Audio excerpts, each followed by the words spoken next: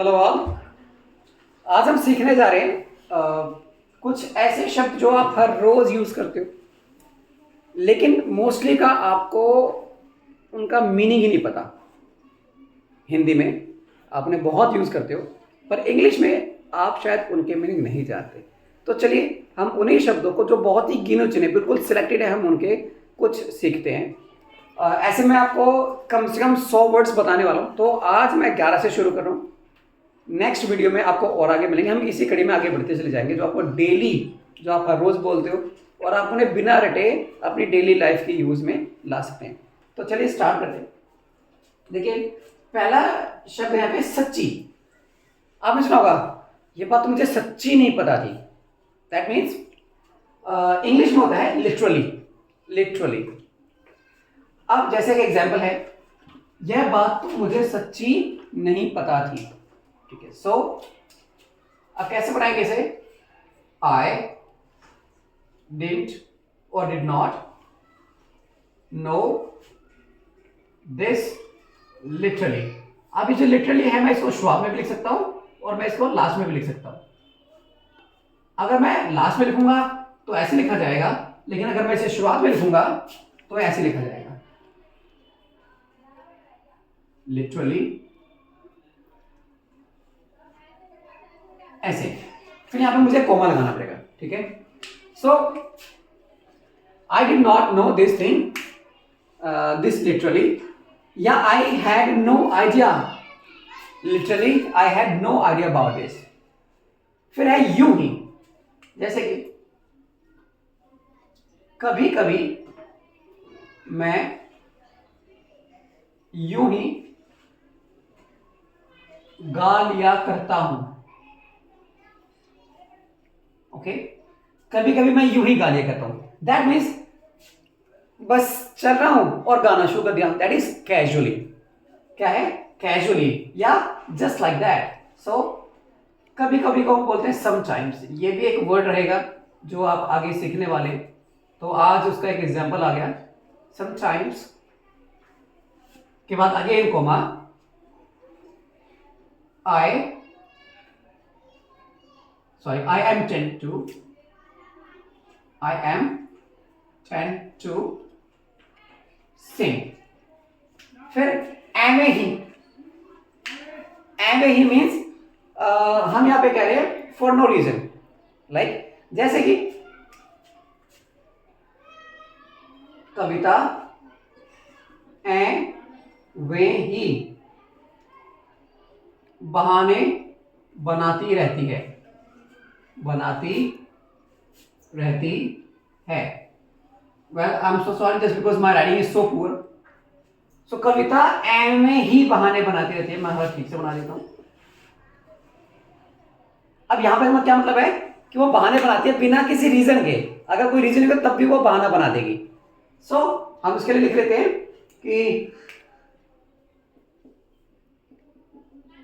Kavita makes lame excuses for no reason. किसी किसी को आदत होती है ना कि बस झूठ बोलना है, बिना मतलब के बोलना है, तो दैट इज एम। उसके बाद फिर आता है फला फला। ओके, अब फला फला के लिए मैं एक एग्जांपल ले लेता हूं कि सीमा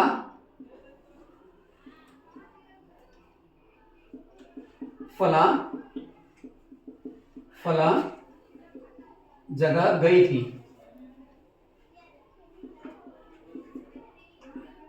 अब आप समझ रहे हैं इसका मतलब क्या है कि मैं एग्जैक्टली उस जगह का नाम नहीं बताना चाहता या मैं भूल गया हूं। तो जब ऐसा होता है कि जब मैं उस जगह का नाम नहीं बताना चाहता या फिर मैं उस जगह का मेरे माइंड से नाम स्लिप हो गया है, तो हम वहां पर यूज करते हैं सो एंड सो। ठीक है, so and so. Like Seema had gone to so and so places. ठीक है, सो अब देखो कि इनको यूज करना भी बहुत आसान है, हम इनको बहुत आसानी से यूज कर सकते हैं जो हमारे पास, जो हमने ये वर्ड सीखे। अब जैसे कि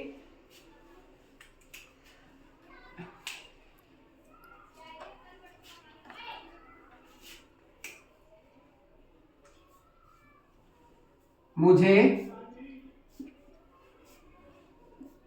अपने जन्मदिन पर बिल्कुल ऐसा ही उपहार चाहिए। अक्सर बच्चे ऐसी जिद करते हैं कि नहीं मुझे तो ऐसा ही चाहिए, चाहिए तो चाहिए। तो फिर आप वहां पे क्या यूज करते हैं कि आई वॉन्ट, क्योंकि चाहिए यहां पर आपकी इच्छा वाला है, तो I want this, sorry not this but ditto, I want ditto gift on my birthday. उसके बाद आता है फिर ऐसा वैसा। आपने सुना होगा ना, मुझे ऐसा वैसा मत समझियो, मतलब कि आई हैव सम इंपॉर्टेंस। तो अगेन ये बहुत ज्यादा यूज होता है, जैसे कि अब हम इसको लिख लेते हैं कि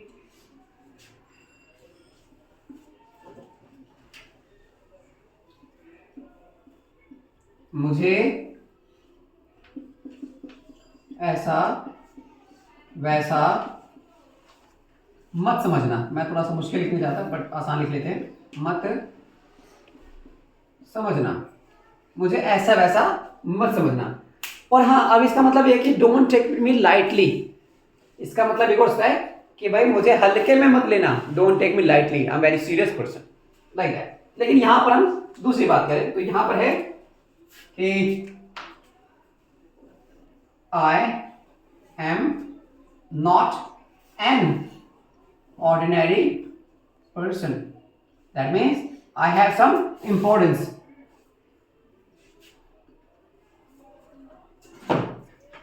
Person. I am not an ordinary person. फिर आता है anyway, कि वैसे। तो मैं उसे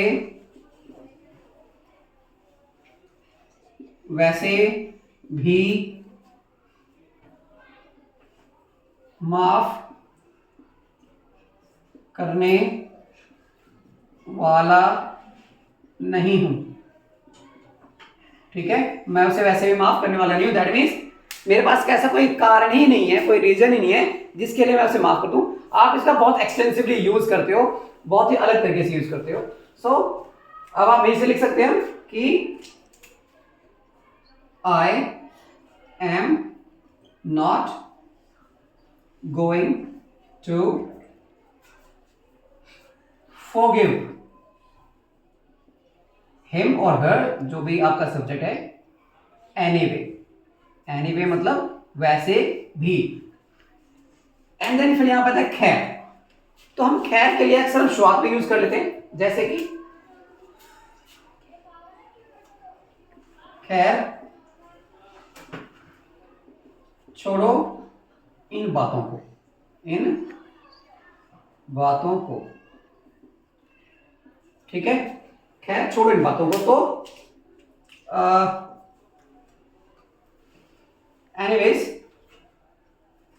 anyways let's move on, let's move on, या लेट इट बी। हम लेट मूव ऑन की जगह लिख सकते हैं let it be. Anyways let it be, let it be. ठीक है, फिर आता है वैसे या बाय द वे। ठीक है, तो यहां से मैं BDW को हटा देता हूं, थोड़ी सी स्पेस की कमी है। अब देखिए कि ये जो है ना दोनों, ये मैंने आपको एक ही में बता दिए, खैर वाला भी और लेट इट बी वाला भी। छोड़ो जाने दो, तो यहां पर खैर अलग हो गया और लेट इट बी अलग हो गया। दैट मीन्स एनीवेज अलग हो गया, और हम इन दोनों को एक ही सेंटेंस में हम यूज कर सकते हैं, ठीक है। तो नेक्स्ट है वैसे तुम्हारे साथ और कौन कौन आया है। वैसे तुम्हारे साथ और कौन कौन आया है ना। तो हम इसे ऐसे लिख सकते हैं कि बाय द वे, हमने यहां से इसका ऐसे लिख लिया, बाय द वे के बाद comma, by the way who else has come with you, who else has come with you, ठीक है। यहां पर हमारा एक क्वेश्चन मार्क है।